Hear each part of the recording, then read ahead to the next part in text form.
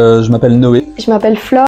Salut, moi c'est Niel. Je suis stagiaire ici même à la Cité des Métiers à Bruxelles. Je suis actuellement stagiaire à la Cité des Métiers. Je suis la community manager de la Cité des Métiers. Je vais vous donner quelques tips pour améliorer votre CV. C'est le premier contact que l'employeur a vis-à-vis de nous. C'est un peu notre vitrine. C'est ce qui te représente et c'est ce que l'employeur va voir de toi en une page A4. Ton CV, c'est ta porte d'entrée pour trouver un travail. Il faut que ce soit la bonne clé qui ouvre la porte. Le CV, en fait, pour l'employeur, c'est plus ou moins ta carte de visite. Alors, il y a des éléments importants à mentionner dans son CV, comme son nom, prénom, ses coordonnées, ses contacts, ses expériences professionnelles ou scolaires si c'est utile. En fait, autant d'informations qui permettent à l'employeur d'avoir une idée de qui tu es et de si tu es adéquate pour le taf. C'est important d'avoir un CV de type concis. Donc, il faut que tout tienne en une page et pas hésiter à utiliser un maximum de bullet points. Vous les connaissez tous, les bullet points de la flemme. J'entends aussi par là que si jamais tu as 35 expériences de travail, peut-être pas toutes les mettre. Donc, choisis celles qui sont cohérentes vis-à-vis de l'offre de travail. Par exemple, tu as gardé un chat quand tu avais 7 ans, c'est peut-être pas super intéressant si tu postules pour un taf de barman. Les compétences sur un CV sont indispensables. Il y a les compétences linguistiques et informatiques. Dans les linguistiques, il ne faut pas hésiter à te référer à un niveau qui est reconnu. Donc allant de A1, A2, etc. jusqu'à C1. Adapter ton CV à ton offre d'emploi. Pour ça, ça peut passer par un petit descriptif au début de ton CV où tu montres tes motivations vis-à-vis du taf, comment est-ce que tu peux te vendre. En plus, ça montre que tu es motivé. Ça peut aussi passer au travers des compétences dont on a parlé juste avant à la fin, où tu les adaptes en fait à l'offre d'emploi.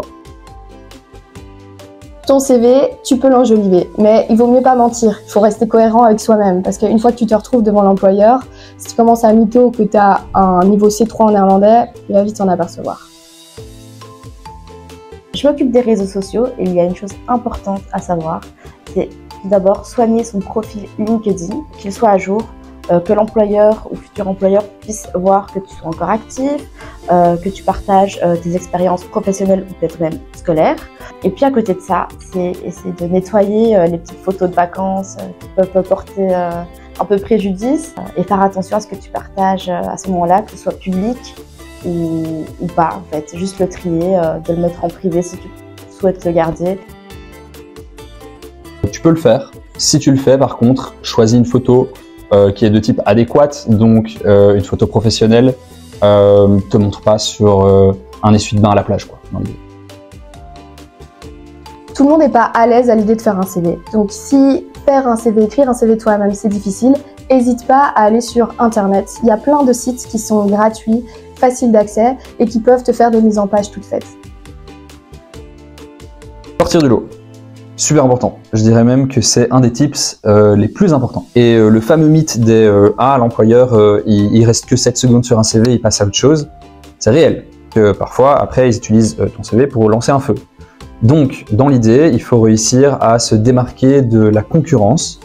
Et pour faire ça, ça peut passer par mettre des couleurs, une mise en page plus intéressante.